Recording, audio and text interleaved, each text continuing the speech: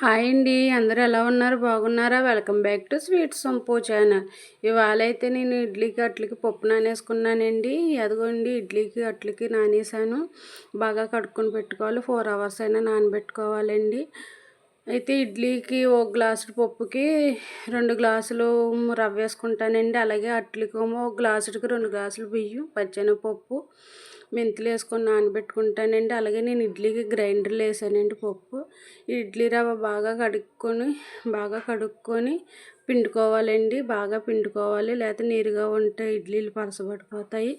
అట్లయితే మిక్సీలో వేసుకుంటున్నానండి. నేను ఎప్పుడు మిక్సీలోనే వేస్తాను. చాలా బాగుంటాయండి, క్రిస్పీగా వస్తాయి. మిక్సీ ఆడుకోవాలండి.